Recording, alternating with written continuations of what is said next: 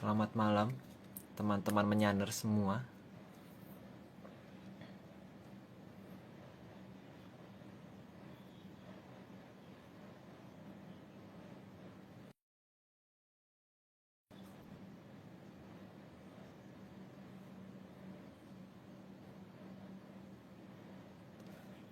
Kita ini Om Agungnya sudah adakah? Nah, oke. Kita mau bahas tentang Sang Puspo Tajem dengan judulnya Rawuhipun Sang Puspo. Halo Arya. Nah, halo Om. Apa Hey, kabar? Ya, Kabar Om. baik. Iya. Ya, perkenalkan aku Aryo Lopis yang akan menggantikan untuk sementara Pak Marius yang sedang sibuk di ini ya, di mana Om? Amerika. Di Amerika, Di iya. Jadi dekat San Francisco, di dekat San Francisco apa ini? Berkeley ya, kalau nggak salah di daerah di kota Berkeley. oh ya ini yang speaker yang bakal di narator hari ini ya Ibu Rusti. Ya, Iya. ini katanya guru SD ya. Guru SD. Ini udah masuk belum ya? Tadi udah aku invite. Nah, ini udah. Masih muter-muter. Oh, Selamat malam, Bu. Halo, Bu. Salam Suaranya, Suaraku Bu. jelas kan ya? Selamat malam. Iya. Suaraku jelas kan ya? Jelas Aryo. Sangat jelas. Jelas. Oke, Bu. Suara Jelas. saya jelas kan? Jelas juga, Bu. Ini Ibu Rusti ini katanya ibu negara dari Omah Cangkem Mataraman ya, Bu? Iya, betul. Itu istilah itu, Mas. Istilahnya cuman ibu negara. Teman-teman manggilnya begitu. Oke. Ini ada ini ya, Om. Kita mau ada titipan nih Garasi 98. Ya, coba. Teman-teman. Nah, ini video dari di subscribe dan ditonton video-videonya dari Garasi 98 buat para menyaners yang suka Otomotif. koleksi mobil, suka otomotif, suka koleksi mobil. Ini bisa ditonton nih. Wah, udah banyak banget nih review-review mobilnya dan wah, ini kayaknya hostnya sih seru banget nih kayaknya. Dan jangan lupa ditonton juga. Ini jangan lupa di-subscribe, tombolnya nggak kelihatan. Ini di-subscribe, nah, terus diklik tombol notifikasinya. Mantap, gitu. Terus juga dari Open Mic. Wah, ini ada siapa nih, Om? Ini siapa ini? Oh, Yang di tengah itu siapa tadi tuh? ini siapa ya, Om? Wah, ini keren banget nih pasti nih. Iya, jangan lupa di follow Open Mic nih. Kita mau bahas tentang terakhir nih videonya tentang Denles membangun jalan 1000 kilo selama 1000 tentang masalah hari, jalan Bang. Dendels. Iya, tentang masalah jalan Dendels. Kalau para menyaners penasaran nih, langsung saja ditonton ya di Open Mic. Dan jangan lupa subscribe dan ditekan tombol notifikasinya. Oke, kita langsung mulai aja. Gimana? Oke. Yuk. Ya. Oke, Ji. Yang pertama. Slide pertama. Oke, dari slide pertama. Sebentar, Bu. Puspa atau Sebentar, Bu. Aryo kan belum menunjukkan wajahnya. Nah, biar para menyaners ngelihat dong. Iya dong. Menunjukkan wajahnya dulu biar Bu Rusti juga lihat dong. Oh iya nih. Jadi dalam rangka ini kan kita Puspo itu artinya nih. Kalau prestasi pertama itu Puspo itu kan arti ini ya, mawar ya. Ini makanya saya nih, aku nih hari ini serba merah nih makanya nih. Pakai topong warna merah juga. Wih. Nah, inilah yang namanya Aryo. Iya, salam menyan semua, para menyaners. Iya. Iya, salam kenal semuanya. Iya. Ya udah kita langsung lanjut aja ke slide pertama nih. Ya. Oke, Ji. Slide pertama, puspa atau puspita berarti bunga. Yang dimaksud adalah bunga yang berbau harum dan terlihat Ya, indah. jadi bukan bunga-bungaan ya, atau bukan bunga imitasi yang dijual di toko-toko ini ya, di toko-toko imitasi bunga imitasi karena kalau yang itu kan tidak wangi. Ini kan yang penting itu dia terlihat indah sama yang terlihat wangi. Lanjut dulu aja Bu. Khawatir kebablasan dan ceritanya. Oke. Slide kedua. Oke. Slide kedua, selain indah, puspa atau puspita tertentu juga sangat sering digunakan untuk kesehatan seperti aktivitas spa karena bisa meredam tingkat stres dari manusia. Itu saya pikir cukup jelas ya, karena saya bukan ahli spa, cuman yang saya tahu juga begitu sih. Kadang-kadang kalau pas lagi agak tegang gitu, saya memang beli bunga untuk ini, untuk pengharum ruangan supaya lebih tenang aja di rumah gitu.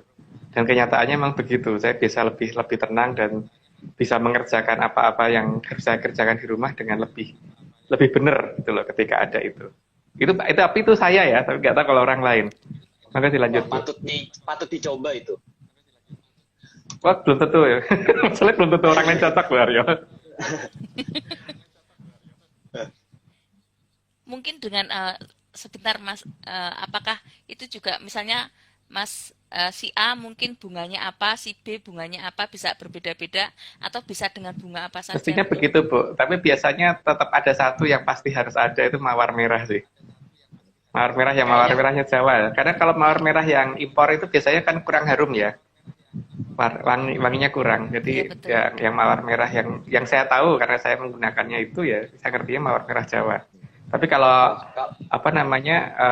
mawar merah impor itu kayaknya wanginya kurang ya, bagi saya gitu. Terus kalau mawar merah di daerah yang lain saya nggak tahu karena belum pernah nyoba gitu loh. Enggak dilanjut tuh. Kalau saya sih maunya ini, maunya bunga bang ya. Gimana? Oh bener. Iya bener, sama Aryo, sama. Bunga bang juga malah memperlancar aktivitas juga.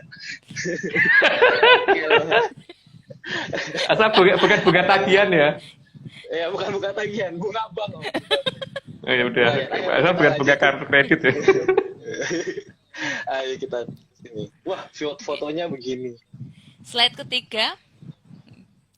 Puspita juga digunakan untuk membersihkan diri, menambah kesegaran, dan menjaga kecantikan wanita. Bukan hanya wanita kali, karena kalau saya juga sering memakai untuk mandi, karena rasa memang beda sih, lain rasanya memang.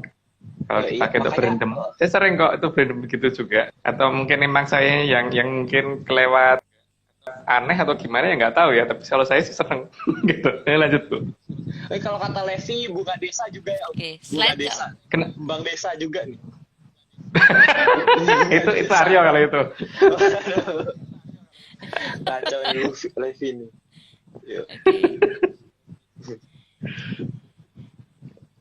Slide keempat. Puspita juga digunakan sebagai lambang sayang untuk diberikan ke sang pasangan. Lah itu sih Aryo paling pakarnya itu Bu, karena sering ini. Dari jumlah kembangnya kan banyak banget itu Bu. Jadi entah untuk siapa lagi untuk siapa gitu. Jangan dong Om, ada yang nonton nanti ketahuan. Jangan, aduh. Nah, tadi katanya kembang desa Aryo. Oh yang kenapa nggak jadi? Buat yang nonton nggak jadi. Ya. Oke, kita lanjut ke slide kelima. Slide kelima, ya. Slide kelima, puspita yang sering digunakan sebagai lambang sayang adalah bunga mawar merah yang mekar, bukan mawar yang rontok. Kalau kita ngasih mawar merah yang rontok kepada orang yang kita sayangi di kampung Bu, kan ini apaan gitu. Keindahannya udah nggak ada gitu kan, yang jelas yang masih indah. Kalau masih kuncup mungkin nggak apa-apa ya, tapi kalau kembang rontok itu keterlaluan sih, emang kurang kerjaan kalau kita ngasihnya kembang. Itu mungkin karena orang yang nggak tahu seperti saya waktu kecil mungkin ya, karena waktu pas TK dulu kan saya pernah punya guru tuh cakep banget gitu loh, cantik banget. Terus waktu itu habis diajak nyekar sama bapak ke makamnya Eyang, saya nanya ke bapak ini kok anu ya apa namanya, kok kita ke tempatnya Eyang ngasih bunga kenapa? Katanya bapak itu supaya tempatnya Eyang wangi, jadi dikasih kembang seperti ini sebagai tanda sayang kita ke Eyang. Oh gitu ya, besoknya saya beli kembang tabur bunga yang kayak dipakai untuk ke makam Eyang itu saya kasih ke guruku dan tak kasih surat cinta gitu.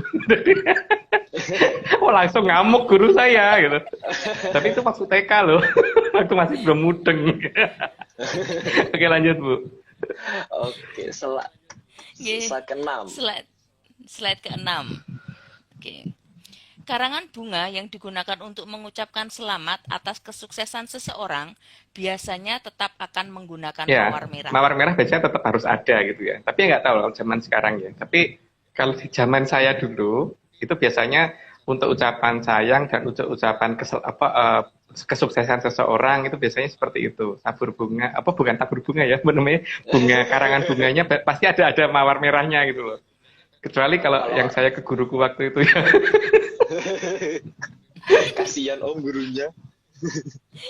Lah gak mudeng kok aku, bapakku ngomongnya begitu ya salahnya bapakku lah. Waduh. Wah.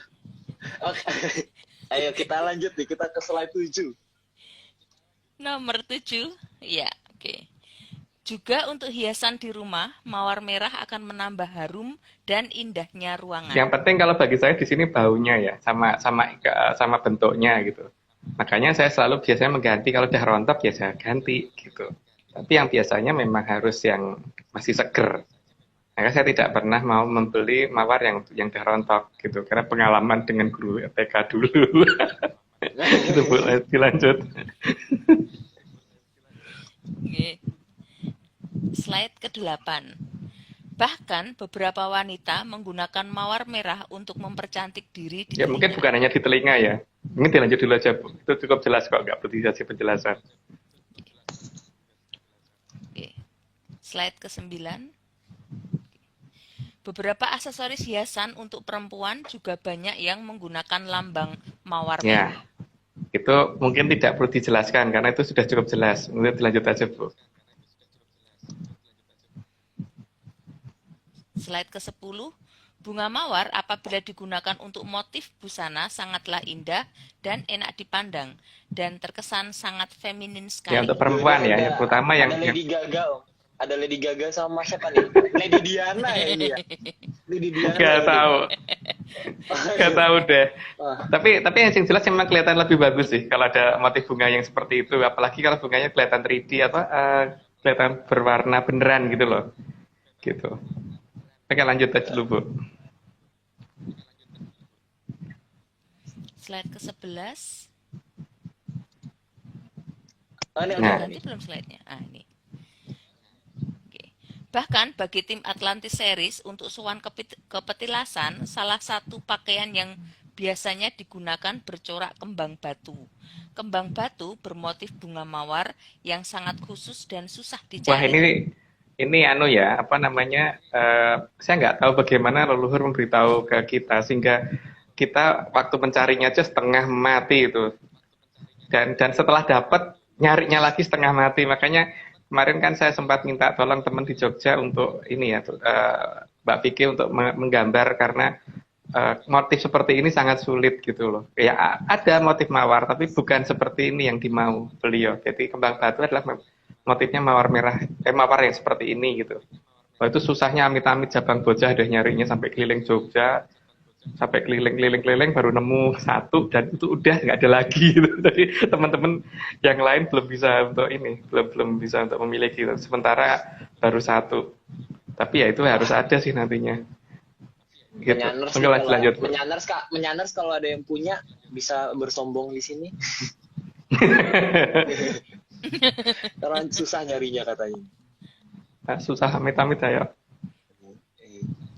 Oke, lanjut nih kita slide 12. Oke. Slide ke-12.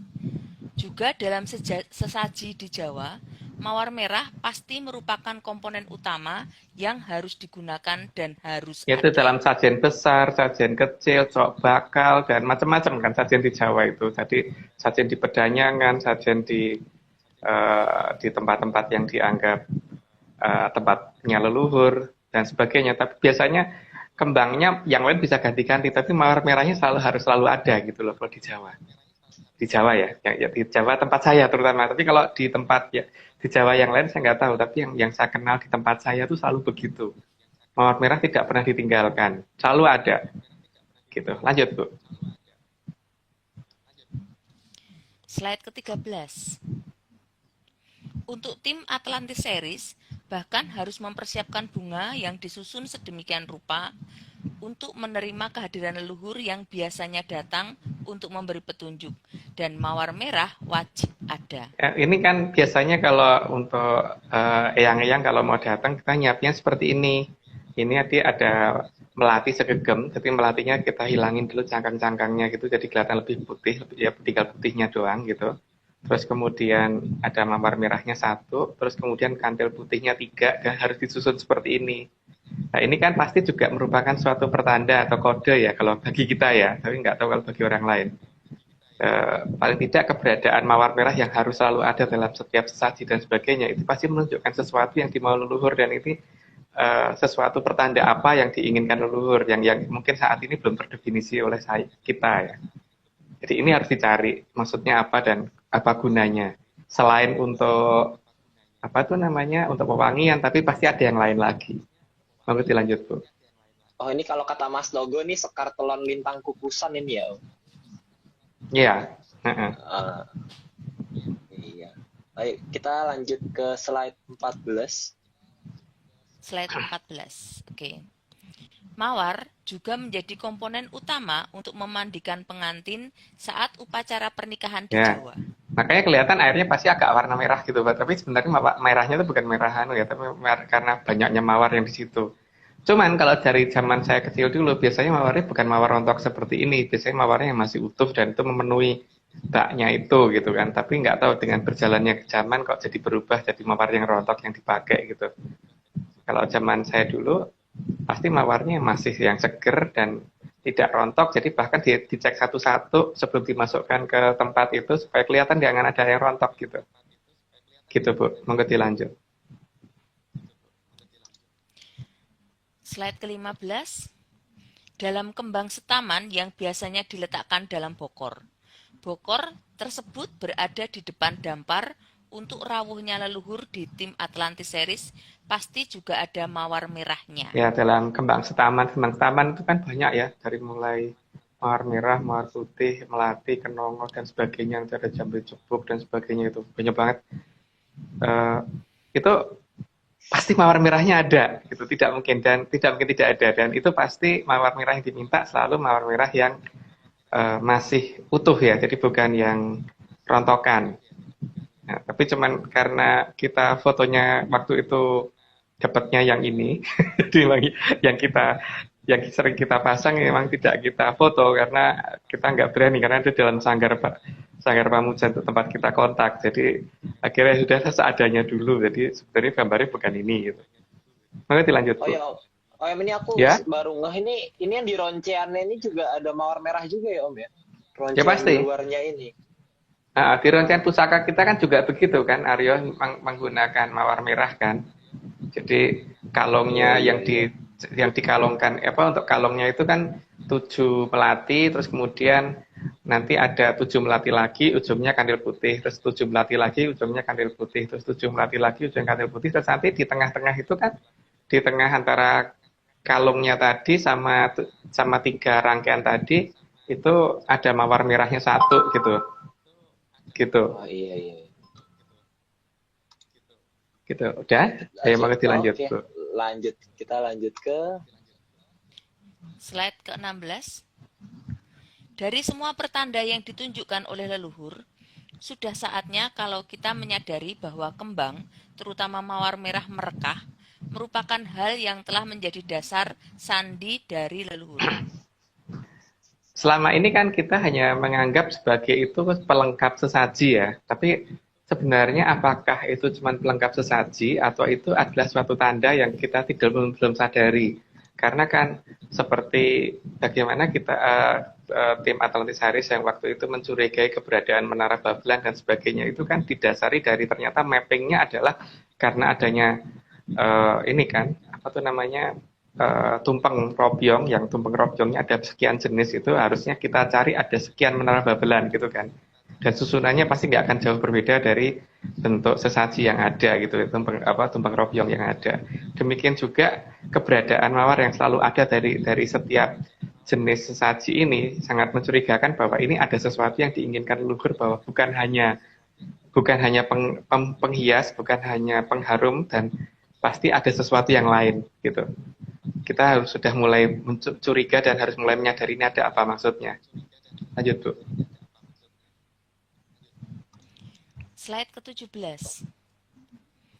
Sehingga harus disadari akan adanya mawar merah yang datang bukan untuk perang, tapi mawar merah yang datang untuk menumbuhkan cinta kasih di alam raya ini. Cinta kasih yang sejati, bukan cinta kasih yang manipulasi. Karena alam memang tidak manipulasi ya, jadi alam tuh begitu ya begitu gitu. Cuman kadang-kadang kan kita nggak ngerti maksudnya apa. Jadi ini bagaimana membaca tanda-tanda alam ini harus makin lama harus kita mengerti. Jadi ya cuman sayangnya memang sastra genre sekarang sudah tidak beredar ya, jadi memang banyak orang yang sudah tidak bisa membaca tanda-tanda alam. Tapi kita harus menunggu apa maksudnya ini, kenapa kok mawar merah menjadi suatu prioritas. Maka kita harus menyadari ini akan ada apa dengan yang dimaksud dengan leluhur gitu. Lanjut, Bu. Slide ke-18. Sehingga tanda cinta kasih dari alam raya ini akan digunakan leluhur untuk menuju pergantian zaman, menuju zaman Kolosubo. Kalau mawar tadi digunakan untuk lambang cinta kasih ke pasangan, terus digunakan untuk sebagai tanda ucapan selamat karena keberhasilan, berarti kan tidak salah juga kalau alam akan memberikan perlambang seperti ini untuk kita yang bisa selamat menuju ke Kolosubo kan, Bu. Gitu ya, harusnya. Jadi monggo dilanjut. Slide ke-19. Karangan bunga dari alam raya yang akan datang juga sebagai hadiah bagi manusia akan datangnya Kolosubo. Karena karangan bunga biasanya adalah hadiah bagi sang pemenang atau seseorang yang di sini berarti kan karangan bunga itu bukan hanya dari manusia ke manusia ya, dari alam raya juga akan memberikan karangan bunga, cuman bentuknya beda gitu kan. Tapi bentuknya bunga, tapi beda gitu, dan ukurannya juga lain gitu. Kalau ukuran yang diberikan dari manusia ke manusia ya berarti kembangnya segitu gitu. Tapi kalau alam yang akan memberikan ke kita pasti bentuknya mirip tapi ukurannya beda dan pasti lebih besar gitu. Dan itu bisa karena hadiahnya untuk manusia sealam raya, maka ya tidak cuma bisa dilihat dari bumi dari Pulau Jawa, tapi bisa dilihat dari mana saja, seharusnya begitu. Oke, Bu, monggo dilanjut. Kirain bentuknya kayak buket gini, Om. Dari alam raya juga. Enggak. Wah, serem juga gitu. Tiba-tiba ada buket jagung. Kan serem. Kayak kita lanjut ke slide 20 nih. Apa nih? Slide 20. Maka leluhur biasanya marah kalau diberi bunga yang rontok. Karena selain tidak hormat, juga bunga yang sudah rontok memang sudah hilang unsur keindahannya. Ya kayak guruku tadi, bukan hanya leluhur sih. Guruku tadi aja tak kasih surat cinta dengan kembang tabur bunga untuk makam juga ngamuk tuh ternyata. Apalagi leluhur ya. Oke, monggo dilanjut. Ya kalau nggak percaya mungkin gini deh, Aryo kalau misalkan punya pacarnya dikasih kembang kuburan gitu, nanti kan ngamuk pasti ya. Aduh, bahaya Om. Atau dulu waktu Bu Rusti masih awal-awal dengan Pak Pardiman itu, kalau Pak Pardiman ngasih kembangnya kembang kuburan nggak pasti dibalang gitu, Bu, nggak mungkin ditompo tak, Bu. Waduh, kacau nih. Iyalah. Oke, slide ke-21. Slide ke-20. Enggak. Ke-21, ya. Karena bunga tabur bukan melambangkan pujian atau cinta kasih, tapi lebih melambangkan kesedihan karena kepergian orang terkasih. Lebih cocoknya lambang kehilangan lah. Kehilangan orang yang disayangi, entah itu siapa ya, entah itu keluarga, entah itu teman baik, entah itu siapapun, pokoknya selama kita merasa kehilangan, maka waktu memberikan bunga tabur atau bunga yang sudah rontok tadi, biasanya ke makam atau dan pakaian kita untuk menunjukkan rasa sedih biasanya pakaiannya hitam atau pakaian gelap gitu kan. Jadi bukan pakai warna merah gitu kan, bukan pakai warna pink atau warna putih atau pakai warna hijau genjreng atau kuning genjreng gitu kan enggak, itu karena memang tanda kesedihan. Jadi ya nggak mungkin itu untuk hadiah. Jadi itu kalau bunganya bunga tabur berarti pasti bukan hadiah, tapi itu tanda simpati kita atau tanda kesedihan kita kan malahan. Lanjut Bu. Atau Aryo mau ngasih itu untuk pacarnya Aryo? Slide Oh enggak, jangan Om, jangan. Waduh, kan nggak ada ini Om, perpisahan, jangan dulu Om. Aduh. Lagi PPKM susah Om nyari jodoh lagi Om. Jangan. Kalau ada dijaga. Ya udah, kita lanjut ke slide 22 nih. Oke, slide ke-22. Tanda kerontokan adalah tanda kehilangan, bukan tanda datangnya anugerah. Anugerah pasti akan dilambangkan dengan sesuatu yang indah. Ya, selain sesuatu yang indah berarti kan juga dengan keceriaan kan, jadi bukan dengan kesedihan gitu. Nah, kerontokan itu namanya aja dah rontok ya. Rontok itu kan berarti memang sudah tidak indah dan untuk sesuatu hal yang menyedihkan kan biasanya. Jadi ya nggak mungkin toh kalau anugerah ditandai dengan keberadaan kembang rontokan gitu. Jadi leluhur pasti akan memintanya kembang mawar merah yang masih utuh, biasanya begitu, atau kembang-kembang yang lain yang masih utuh dan yang berbau harum gitu. Lalu dilanjut Bu. Slide ke-23. Maka alam pun bisa memberikan karangan bunga bagi manusia, karena alam juga punya rasa sayang terhadap Ini yang harusnya kita manusia. tunggu ya. Cuman harusnya bentuknya nggak kayak gitu sih. Bentuknya mawar banget gitu. Serem banget Om kalau kayak gini itu. Waduh, jujur aku takut sih Om malahan. Harusnya bentuknya Aduh. seperti sebuah mawar merah seperti yang di slide nomor 13 tadi kalau nggak salah Aryo. Coba tunjukin yang slide nomor 13 dulu tadi Aryo. Slide 13. Nih. Ya, harusnya bentuknya kayak seperti itu ya. Jadi ada cahaya, 3 cahaya, dan di belakangnya tuh ada nebula putih, terus ada nebula merahnya itu kan. Harusnya seperti itu kan, pertanda dari alamnya seperti itu.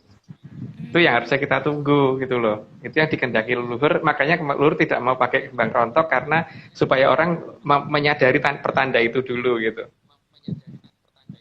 Oke, lanjut Bu. Slide 24. Slide 24 ya. Seperti halnya manusia, maka alam juga mempunyai waktu yang dianggap tepat dalam memberikan karangan bunga bagi Ya. manusia. Ya kalau karangan bunga kan memang diberikannya di waktu tertentu dan waktu-waktu khusus lah. Maksud iya tiap berapa menit sekali kita memberi karangan bunga ya lama-lama bosen yang terima kan. Makanya harus waktu yang tepat karena waktu yang tepat itu menyangkut masalah momen dan saat itu akan menjadikan waktu itu menjadi waktu yang sangat dikenang dan waktu yang sangat berharga bagi yang memberi dan bagi yang menerima gitu. Lanjut Aryo. Ke Aryo tuh. Terus. Slide ke-25. Waktu akan datangnya karangan bunga juga sudah diwedar oleh leluhur kita, Sang Mahaprabu Sri Aji Jayabaya dari Kerajaan Dahonopuro. Beliau adalah titisan Sang Hyang Batara. Dalam serat Jongko Jayabaya sudah jelas ya bahwa besok akan ada lintang harusnya kan itu memang lintang kemukus itu yang dimaksud beliau harusnya bukan komet ya. Karena kalau komet itu cenderungannya adalah akan terjadi bencana. Jadi lintang kemukus itu adalah bintang yang membesar dan kelihatan lebih tebal. Terus dikatakan bahwa ngalu-ngalu kan karena di situ akan kelihatan ada 3 cahaya yang panjang nanti yang di luarnya si mawar merahnya itu. Harusnya begitu ya. Kalau berdasarkan sastra yang saya terima dari beliau loh. Jadi entah saya ini halu atau gimana ya. Pokoknya coba kita lihat nanti gitu. Waduh. Karena kita kan memang kadang-kadang nggak tahu ini apakah yang saya terima betul apa tidak ya kita harus lihat nanti kejadian di depan ya. Ya lanjut Bu. Oke. Slide ke-26. Selain itu, dalam pernyataan di Serat Sastrawulan juga sudah dijelaskan akan datangnya sang lintang kukusan. Dalam Serat Sastrawulan kan juga sudah jelas kok pernyataan dari Prabu Brawijaya ke-8 itu juga sudah ada pernyataan seperti itu. Bahwa besok sebelum lihat ke arah tenggara. Jadi kenapa kok tenggara? Karena kalau di utara itu berarti kan nanti yang selatan belum tentu bisa ngelihat. Kalau yang selatan belum tentu yang di utara bisa ngelihat. Tapi kalau tenggara itu paling tidak utara masih bisa melihat walaupun dikit lah. Karena untuk menunjukkan bahwa memang pusat peradaban adanya bukan di utara tapi agak ke selatan, jadi gitu loh. Oke, lanjut Bu. Slide ke-27. Bahkan Sandi Kukusan juga dijadikan nama wilayah agar semua teringat akan datangnya sang lintang kukusan. Ya, sayangnya bahkan saya sendiri sempat agak lupa. Jadi kadang-kadang memang terlalu jujurnya leluhur dalam memberikan suatu pertanda, bahkan memberi nama, itu kadang-kadang membuat kita malah mengartikan jadi menjauh dari apa yang dimaksud gitu kan. Ya itu tadi seperti halnya beberapa mantra untuk menggunakan pusaka dan sebagainya itu kadang-kadang bukannya kita mengerti untuk menggunakan itu, tapi malah justru diartikan sampai artinya fungsi sebenarnya jadi hilang gitu kan. Seperti halnya ini juga sandinya sudah ada nama kukusan, tapi yang mungkin banyak orang yang malah tidak memperhatikan itu atau malah mengartikan sehingga sampai nggak jelas. Lanjut Bu. Slide ke-28. Dalam sandi wilayah lainnya, di banyak tempat terdapat nama Gunung Kukusan. Gunung Kukusan biasanya bersebelahan dengan Gunung Butak. Ini tidak mungkin saya jelaskan secara detail, tapi mungkin dilanjut aja Bu. Wah, karena ada hal yang sangat dirahasiakan di sini. Nanti terlalu jelas Bang. Oke, slide nomor 29. Untuk sandi arah, maka arah yang dikehendaki adalah arah kidul wetan bener atau tenggara. Jadi tadi kan udah ditunjukkan bentuknya apa, terus kemudian sekarang mulai ditunjukkan arahnya. Makanya kan seharusnya kita curiga ya, ada nama yang di antara dua nama dua nama mata angin yang sudah baku, yang dikatakan sudah baku itu bagi saya kan barat, timur, utara sama selatan. Di antara itu kan ada barat daya, barat laut, timur laut dan tenggara. Seharusnya barat laut, timur laut, barat daya dan tenggara. Barat daya. Harusnya kan curiga toh itu orang yang lainnya dua suku kata, kalau ini cuma satu suku kata, terus dia dua kata, terus kemudian dia cuma satu kata, terus kemudian terdiri dari tiga suku kata gitu loh. Itu beda sendiri kan. Dan arti tenggara sendiri kan artinya pertanda kan. Jadi pertanda jelas dong, lu sudah menunjukkan arah pertanda itu dari arah sana gitu loh. Jadi bukan dari arah timur, bukan dari arah selatan, bukan dari arah utara, tapi ada dari arah tenggara gitu. Nanti lanjut Bu. Slide ke-30. Maka bisa dilihat bahwa penamaan di antara mata angin utama ada tiga arah yang disebut dengan dua patah kata. Barat laut atau lor kulon, timur laut atau lor wetan, dan barat daya atau kidul kulon. Tapi cuma arah kidul wetan bener yang hanya menggunakan satu kata dan tiga suku kata, yaitu saya kebablasan ya kayaknya jelasinnya. Cuman di sini kecurigaan yang lain seharusnya muncul juga bahwa kenapa sih nama lautnya kok di utara padahal laut luasnya ada di selatan gitu kan. Terus kemudian kenapa sih di selatan itu kan posisi yang dikatakan barat daya kok malah merupakan posisi lautan lepas, lautan samudra yang besar gitu. Padahal namanya barat daya. Daya itu kan artinya kekuatan. Kenapa kekuatannya ada di laut? Terus petunjuknya juga mengarah ke tenggara gitu kan. Ya, monggo dipikirkan sendiri. Monggo dilanjut Bu. Ini aku baru ngeliat ada mata di tengah, kaget lihatnya. Namanya mata angin gitu kan. Namanya kan ada matanya, mata angin. Bener sih sebenarnya. Oke. Next-nya. Slide ke-31. Ya. Seharusnya kita sudah mulai curiga dengan penamaan Tenggara. Karena kenapa cuma satu kata sendiri dari 3 suku kata sendiri? Apalagi arti dari kata Tenggara adalah pertanda. Pertama, kita harusnya curiga dengan ini ya, 3 suku katanya itu ya. Karena di sini sejak awal kita juga sudah memberitahukan bahwa akan munculnya 3 kerajaan besar kan. 3 kerajaan besar, terus ada 3 suku kata yang menjadi petunjuk pertanda, terus kemudian ada 3 kandil putih yang tadi untuk sesaji kita, jadi di tim Atlantis Series itu sesajinya juga ada mawar merah, terus ada kandil putihnya 3. Atau kalau roncaian untuk pusaka juga ada 3 rangkaian yang digunakan gitu, jadi tidak 7 itu untuk di payung agung ya kalau di kita, tapi nggak tahu kalau orang lain kan boleh beda-beda. Nah di sini angka 3-nya ini yang seharusnya kita mulai cermatin, dan ini si 3 ini ada di mana saja gitu kan, yang ditunjukkan oleh si Tenggara ini yang akan diberi tanda kemunculannya oleh Tenggara, sang yang Tenggara ini ada di mana gitu. Sementara pertanda pasti akan muncul dari Tenggara, tapi yang ditandain ini akan ada dari mana gitu. Oke lanjut Bu. Ini kalau dilihat-lihat kayak ini ya Om, kayak bunga yang tadi slide 13 ya, kalau di kayak gini bentuknya ya Om. Belum diganti ya Mario, ini masih mata angin. Enggak, yang ini Om. Yang ini mirip slide 13, ini yang tadi bentuknya mirip. Mana slide 13 tadi ya? Kan oh itu, iya. Iya, mirip kayak gini kan jadinya. Mirip ya, yang di tengahnya kan? Yang di tengah. Iya, sama ininya. Ya. Juga mata anginnya gitu, wah. Ada apa nih, tiga itu madep kemana Om?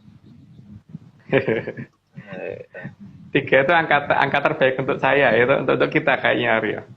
Karena kita menggunakan angka itu. Wah, live-nya juga bertiga. Wah, ini ada sesuatu nih dengan angka 3.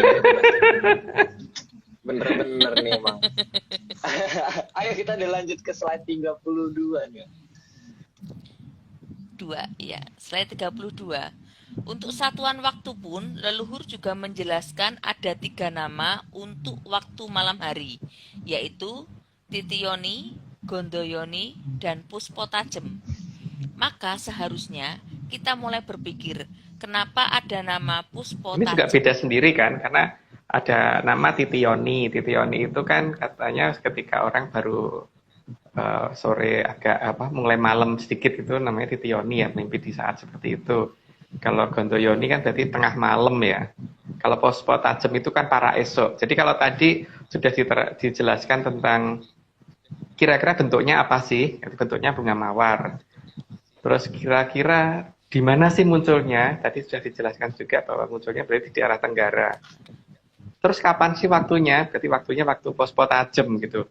Sebenarnya kan cukup aneh kan, kenapa namanya kok pospo loh, kok kembang gitu loh, kok bukan yang lain? Kenapa bukan wedus tajem atau sapi tajem gitu, atau beringin tajem gitu kan, atau apa ya? Tapi kenapa pospo gitu? Kenapa kembang? Atau apa ya? Misalkan gading tajem gitu ya, atau pisau tajem gitu kan? Enggak, atau keris tajem gitu, atau tombak tajem atau trisula tajem. Tapi di sini kan pospo tajem, padahal mana ada sih kembang yang tajem?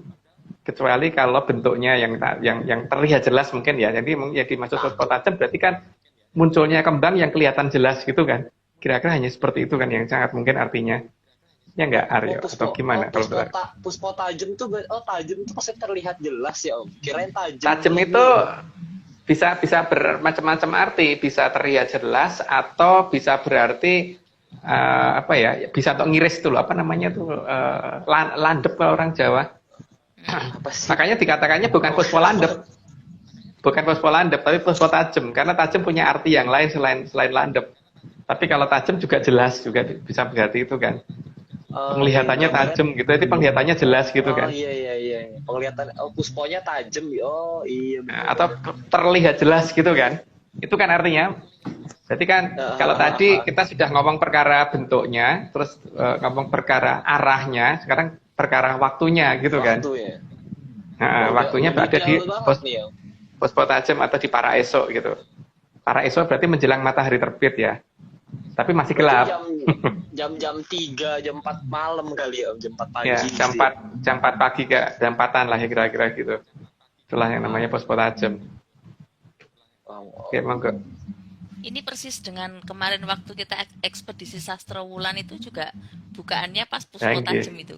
Sempat melihat ya Bu, Atlantis waktu pas ini apa namanya simulasi pembukaan di sana, karena mereka kan memberitahu ke saya ketika orang tidak boleh ke pantai ya saat itu ini apa namanya mereka akan mencoba latihan untuk membuka sehingga lampu-lampu kan kelihatan dari pantai gitu kan waktu itu. Cuman kemudian apa namanya saya minta di tanggal yang khusus karena kan mereka waktu itu tidak memberi tanggal, untuk masih mau memberitahu di tanggal 19 waktu itu, sehingga teman-teman berhasil berangkat menuju ke pantai. Cuman pantainya mungkin jangan dibicarakan karena kasihan petugasnya nanti kalau ada banyak ya ada rombongan yang berhasil menuju pantai tanpa terjegat PPKM gitu ya. Kasihan petugasnya. Kan kita harus jadi masyarakat yang taat peraturan ya Om ya. Iya. Nah, secara peraturannya kan kita menuruti, kalau dicegat disuruh putar balik ya putar balik. Tapi kan masalahnya ketika tidak melihat yang mencegat dan yang mencegat juga nggak melihat yang dicegat, kan berarti kita nggak salah gitu loh Aryo. Waduh, pakai Haji Kemayan jalan-jalan kemarin. Lah itu Bu Rusti yang tahu kalau itu, karena yang jalan kan Bu Rusti ber-13 ya Bu. Ber-13 dan itu kelihatan sekitar Pos Tajam itu mulai kelihatan kelap-kelipnya kayak equalizer ya katanya kata teman-teman. Jadi dari ujung timur sampai ujung barat ya, atau gimana? Itu ngelihatnya. Ya, memang dari arah kiri sampai kanan itu kelihatan semua kan. Kita berada di pantai yang terbatasi karang. Nah, di antara karang-karang itu memang kita lihat semuanya. Lalu beberapa kendaraan kita lihat, bukan hanya lampu kota ya yang kami lihat, kendaraan di air dan kendaraan di langit juga kita lihat. Ya. Wah, pengen lihat. Itu tapi nanti ada lagi kok Aryo kesempatan seperti itu. Cuman nanti saya pasti akan ya meminta lagi waktu yang tepat untuk kita menuju ke pantai lagi. Cuman ya waktu itu kan ini ya apa namanya yang bisa jalan teman-teman yang di Jogja. Jadi ya Aryo kan waktu itu kan nggak bisa ya, salah sana Aryo. Iya sih, nggak salah sih. Udah, ayo kita lanjut ke slide 3. Tapi waktu itu sempat di video ya Bu ya untuk ininya ya, tapi jangan di share loh yang di video itu karena itu data rahasia bener karena nanti ndak pantainya ketahuan orang. Kalau pantainya ketahuan orang yang kasihan adalah petugas PPKM-nya, nanti tidak kena marah. Karena Ibu berhasil mencapai pantai tanpa dicegat. Yeah. Monggo dilanjut. Ayo kita lanjut slide 33. Slide ke 33. Pernyataan ada waktu yang dinamakan Puspo Tajam itu menjelaskan akan adanya kembang mawar. Kembang mawar yang terlihat sangat jelas di saat para esok atau sebelum matahari terbit. Ya, jadi kan ini menjelaskan lebih detail lagi dengan yang tadi ya. Makanya harusnya curiga dong, namanya kenapa Puspo Tajam gitu. Padahal yang bisa tajam gitu, itu kan bukan kembang seharusnya. Tapi kalau ternyata yang dimaksud tajam adalah terang, ya iya gitu. Tapi kenapa namanya Puspo? Tapi berarti kan ini pasti berarti ini menunjukkan bahwa dia adalah berbentuk bunga gitu kan. Berbentuk bunga, jadi bukan berbentuk apa ya, berbentuk gading atau berbentuk kodok atau berbentuk Aryo. Ada aku di langit, aku juga takut sih Om sebenarnya. Aku nggak seneng, takut asli. Kenapa? Itu apa salah dan dosaku? Ayo kita lanjut, kita ke slide 34. Slide 34. Sangat jelas artinya bahwa sudah seharusnya kita menunggu akan anugerah atau hadiah dari alam raya pada saat para esok atau Puspo Tajam sebelum terbitnya sang surya di arah tenggara. Mungkin sudah jelas ya, yang tadi sudah cukup jelas, cuman ya diingat-ingat aja. Jadi apakah saya nanti benar apa tidak, tapi tunggu saja apakah betul akan munculnya nebula Roxette yang arahnya dari arah tenggara. Dan Kalau jam 4 pagi, saat ini kira-kira kalau kita melihat langit dengan elevasi sekitar 20 derajat arah tenggara, 20 derajat lebih dikit atau kurang ya, lalu Pak Ding nggak pernah ngukur elevasinya, itu sudah mulai ada kelihatan bintang yang kelap-kelip dan makin lama makin besar sih. Itu di arah tenggara udah mulai kelihatan. Tapi ya monggo dilihat ntar nanti pagi kalau tidak mendung ya. Mungkin dilanjut Bu. Slide ke-35. Sesuai sabda dari Sang Mahaprabu Sri Aji Joyoboyo bahwa besok akan ada lintang kukusan 7 hari 7 malam di arah kidul wetan bener. Jadi kejadiannya bukan hanya sehari dan terjadi sebelum matahari terbit serta akan menghilang atau tidak terlihat saat matahari terbit. Karena kan dikatakan bahwa hilangnya kata Bathara Surya gitu kan. Berarti maksudnya kan menghilangnya karena mungkin kalah cerah dengan sinarnya matahari, tapi mungkin masih kelihatan tapi samar gitu. Tapi di arah kidul wetan bener. Di arah itu yang harusnya kita perhatiin ya, kidul wetan bener di saat para esok. Dan yang kita tunggu adalah mawar merah merekah di angkasa sebagai tanda hadiah dari alam raya. Monggo Bu, dilanjut. Ini slide-nya diulang-ulang kalau dosen biasanya masuk ujian nih Om. Ini slide-nya diulang-ulang dari tadi nih. Dari jamnya, dari ini pasti masuk ujian kita. Ayo kita lanjut ke slide 36 deh kalau gitu. Oke. Slide ke-36. Ayam jago biasanya akan berkokok saat para esok atau puspo tajem. Berkokoknya ayam jago karena akan menunggu kedatangan Sang Hyang Suryo atau Sang Hyang Rawi.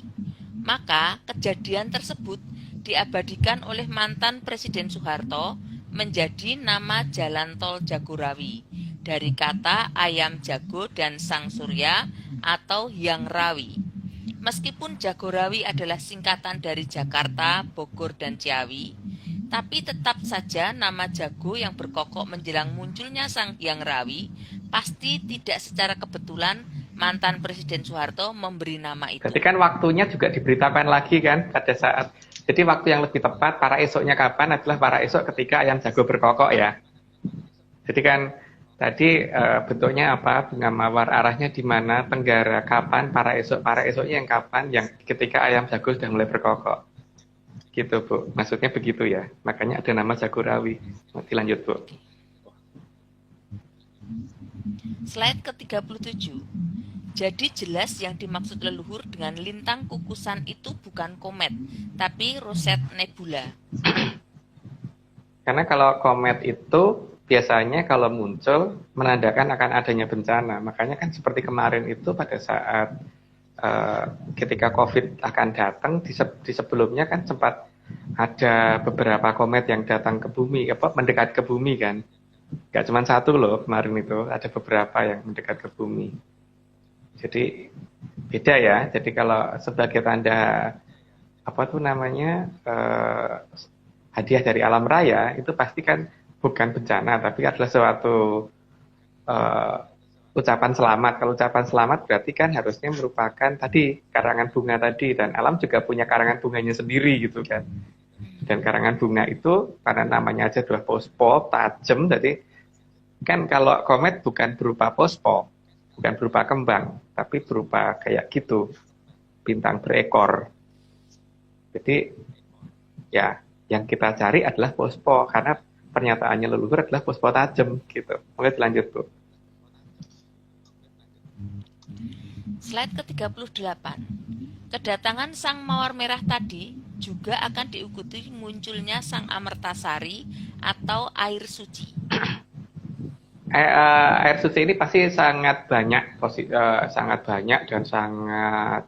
dan mengalir dengan aliran yang sangat deras yang saat ini lagi disembunyikan. Mungkin dilanjut dulu Bu, siapa tahu nanti di bawahnya malah kebablasan saya. Slide ke-39. Dan air suci yang digambarkan leluhur adalah air suci yang mengalir dengan aliran yang cukup indah. Ya di sini kan air suci yang mengalir dengan aliran yang cukup indah ini adalah aliran yang benar-benar bersih, benar yang dinamakan suci ya pasti airnya bersih dan jernih ya, jadi tidak berwarna, bening, bersih dan tidak berbau, dan itu memang sangat menunjang untuk kehidupan. Oke, lanjut dulu Bu. Slide ke-40. Karena digambarkan sebagai aliran yang tidak bernoda, maka aliran tersebut adalah aliran air tawar, bukan air asin. Ya, karena suci berarti tidak ternoda ya, dan nama ini adalah nama yang kemudian diberikan kepada putri sulung dari Prabu Erlangga yang dalam bahasa Jawanya dinamakan Gili Suci, atau yang dalam bahasa kekinian mungkin dikarenakan yang tidak ternoda.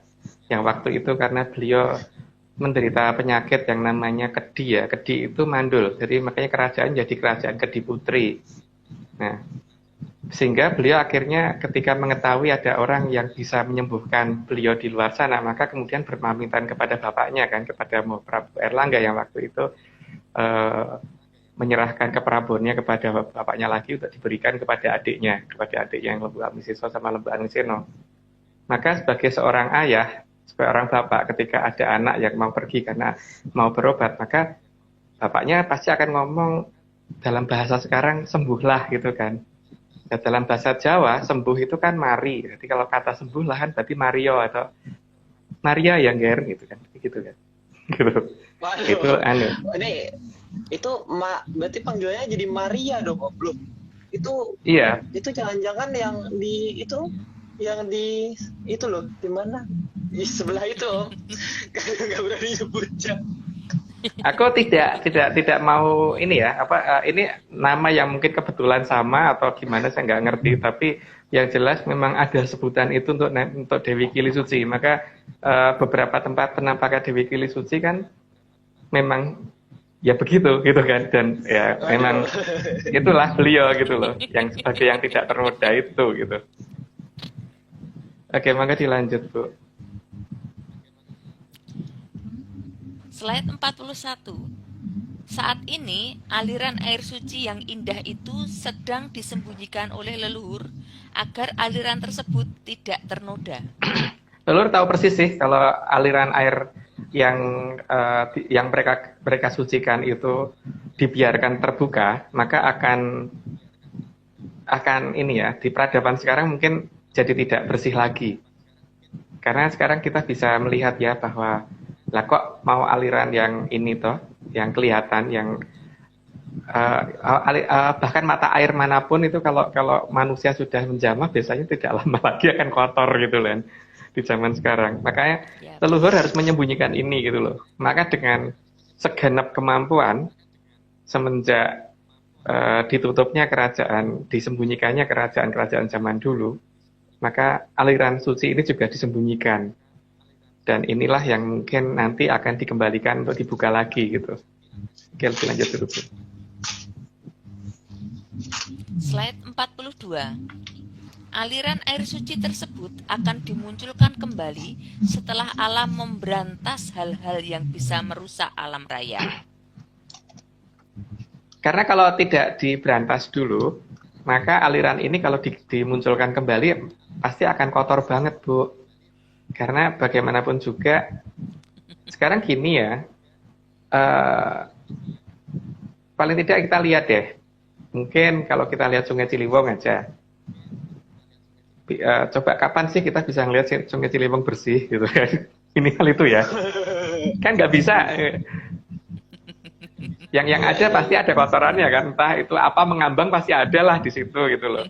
Makanya kan memang aliran yang disucikan sama leluhur harus disembunyikan karena ternyata memang kita belum punya kapasitas untuk memelihara aliran tersebut kan, makanya memang harus disembunyikan.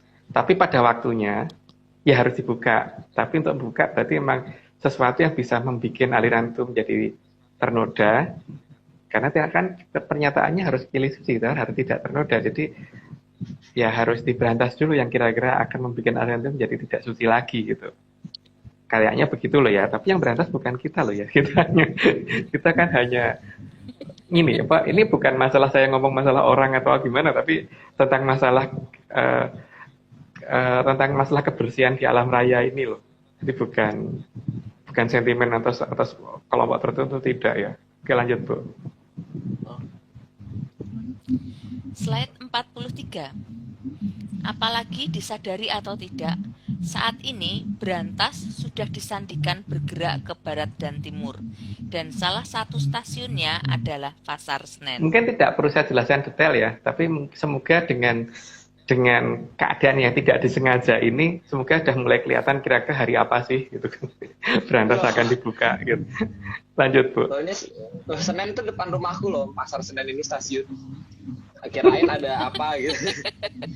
Oh, bahaya berarti ya? Oh gitu, bahaya, baru sadar bahaya dulu. Aku nggak ngomong bahaya loh Aryo, aku tidak ngomong bahaya. Nggak ngomong bahaya. Aku ngomong harinya. Oh iya benar. Aduh, oke. Kapan waktunya itu kan? Slide ke-44. Slide 44. Hal tersebut hanya bisa dicermati dengan jelas bila menggunakan mata. Karena batin orang itu ya ada cuma satu. Roh utama kita itu ada satu. Jadi kalau itu bisa digunakan untuk melihat, ya berarti kita bisa melihat kira-kira nanti bagaimana yang daerahnya seperti apa dan sebagainya gitu kan. Karena saat ini kan kita melihat pakai dua mata. Makanya kalau pakai satu mata mungkin beda ngelihatnya gitu. Oke, lanjut dulu Bu. Slide 45. Maka leluhur menggambarkan wayang kulit selain buto adalah bermata satu. Dari mulai satrio, dewa, dewi, terus para putri-putri, terus ini ya yang bukan buto ya, terus Bathara Bathari, sampai ke penggambaran Sang Hyang Wenang dan sebagainya itu. Bahkan wahyu dan sebagainya penggambarannya kan gitu. Kalau di wayang kulit semuanya bermata satu. Kalau misalkan dikatakan bahwa karena dilihat dari samping, enggak juga. Karena ada yang digambarkan bermata dua gitu kan. Oke, lanjut dulu Bu. Slide 46. Hanya buto yang berbahaya yang digambarkan bermata dua. Jadi jelas, ajaran mata satu adalah ajaran di tanah kita ini, yang bernama Tanah Sakutro atau Sakutrah, atau Tanah Paratrah Jayengkaton. Jelas kan kalau misalkan dikatakan bahwa dilihat dari samping wayangnya, kalau dilihat dari samping kenapa ada wayang yang kemudian pakai mata dua gitu kan. Jadi kan memang disengaja, itu adalah sesuatu yang disandikan supaya kita sadar dan kita melihat gitu loh bahwa cara melihatnya memang seperti ini gitu loh. Karena kalau dikatakan bahwa itu kan karena dilihatnya dari samping maka digambarkan bermata satu, tapi enggak juga, ternyata kalau buto digambarkannya bermata dua kok. Ya dari kerajaan Mataram kan menggambarnya seperti itu. Kenapa Arya? Jangan-jangan butonya mata empat Om. Enggak tahu. Enggak pernah lihat buto. Kan gitu. Bisa jadi atau matanya malah banyak kali ya. Tapi kan yang paling jelas di sini kan gini toh. Yang ini sudah nggak bisa ini lagi kalau dikatakan karena dilihatnya dari samping, maka kenapa ini matanya cuma maka matanya digambarkan cuma satu gitu. Tapi kalau digambarkan dari samping, berarti harusnya tidak ada yang bermata dua seperti ini kan? Iya benar-benar. Iya. Dikatakan terah jayeng katon itu kan jayeng itu jayaeng katon terlihat, jadi terah yang paling jaya yang paling hebat di alam yang terlihat gitu kan. Gitu Bu, monggo dilanjut. Slide 47 ini terakhir ini berarti. Sang Puspitosari kang arso amertandani samirono ningrat tumuju kamulyaning. Kalau ini sih kayaknya nggak perlu dijelaskan sih, karena ini pernyataan dari kita ke mereka bahwa tema ini sudah kita jelaskan sudah kita publish gitu. Jadi pertanggungjawaban saja kepada sana bahwa sampun lo nggih gitu. Istilahnya gitu tak? Sampun lo nggih. Jadi saya jangan dimarahin loh. Sudah kita munculkan loh ini gitu. Sudah kita publish keluar gitu. Wah, gitu, Om, ini nggak boleh diartikan Om buat kita yang nggak bisa bahasa Jawa. Nah, itu kutukannya Aryo itu. Kalau nggak bisa salahnya sendiri. Wah, kacau ini. Berarti harus belajar. Pokoknya bahasa Jawa yang gampang kok, bukan bahasa Jawa yang aneh-aneh kok. Ini masih kawinya masih kawi yang muda gitu loh, bukan kawi yang tua gitu. Bukan Sansekerta juga, dia masih bahasa gampang gitu istilahnya. Gitu. Oh, deh. Wah, ini ada slide terakhir biasa. Slide penutup. Apa nih? Yang jelas kan bahwa jangan lupa ya bahwa besok akan ada cerita tentang kumambange watu item dan jeleme perahu gabrus, itu harus diingat-ingat bener. Terus tentang pernyataan leluhur bahwa dahulu kang temek yang ping tanah Jawa nononan sansaya dangu sansaya andodro, itu juga harus kita perhatikan. Kalau soal artinya apa, monggo diartikan sendiri, karena saya bukan ahli bahasa dalam menerjemahkan itu walaupun ngerti gitu kan. Bukan menang saya gitu. Gitu ya. Itu uri namanya. Loh, kita diciptakan untuk curang ya, Bu. Makanya kan kalau saya dengan beberapa teman kalau ditanyakan jawaban yang paling gampang dan paling indah itu kan karena nggak boleh ngaku gitu kan, Bu. Oh, emang nih. Berarti kutukan ya Om, berarti aku nggak bisa bahasa Jawa tuh ya, berarti ya. Ya bukan kutukan, itu hanya. Wah. Emang ini Pak Marius kira-kira sampai kapan ya? Mungkin minggu depan udah balik belum kira-kira ya Aryo ya, Pak Marius? Wah, kurang tahu Om. Dari Amerika dia lagi sibuk kayaknya. Kayak nggak tahu aku malah. Dia sibuk atau tidak kan memang saya mengusulkan supaya Pak Marius jangan jadi host dulu selama di Amerika, karena Pak nanti tidak punya pasal untuk nggak bawa oleh-oleh gitu loh. Kalau bukan karena yang lain-lain, karena kalau dia jadi host nanti ada alasan. Wah Mas, kemarin aku mau jalan tapi karena jadi host jadi nggak sempet cari oleh-oleh, nanti alasannya ada nanti. Kalau gini kan nggak punya alasan. Habis ini kita tagih. Oh iya, harus wajib. Setuju ya Bu ya, gitu kan. Makanya Arya dijadikan host. Setuju jelas. Kalau jangan sampai nanti, waduh Mas karena jadi host kemarin jadi nggak sempat keluar ya, nggak sempat cari sesuatu ya, itu kita yang rugi Bu. Makanya minggu depan ini kira-kira Pak Marius sudah pulang belum? Kalau kira-kira belum pulang jangan jadi host dulu, biar oleh-oleh biar banyak gitu. Benar. Berarti kita bisa sampai Jogja nggak itu? Nah itu nanti monggo dianu ke Pak Marius itu. Ya oke deh. Berarti kita pas banget nih, berarti kita jam 10:03. Wah, lewat 3 nih Om. Ini ada pertanda apa lagi? 5:03. Emang bener-bener nih sudah direncanakan oleh semesta nih. Ini angka 3 nih bener-bener menarik nih. Jangan-jangan tanggal 3 hari Senin ya? Wah, nggak tahu kita. Ya udah, oke teman-teman. Aryo jangan lupa tekan ini loh ya. Jangan lupa ini setelah itu tekan supaya terekam ya. Oke, siap. Oke, para penyanders, kita sudahi perjumpaan kita pada malam hari ini. Ditelaah lagi materi yang hari ini telah disampaikan oleh Mas Om Agung dan yang disampaikan oleh Bu Rusti. Jadi kita lupa namanya Mas itu. Bu Rusti, maaf Bu, mohon maaf itu Bu Rusti. Jadi oke deh teman-teman, jangan lupa kita minggu depan akan terus live juga. Jadi sampai jumpa para menyanders, yuk. Mari. Salam menyan. Salam menyan.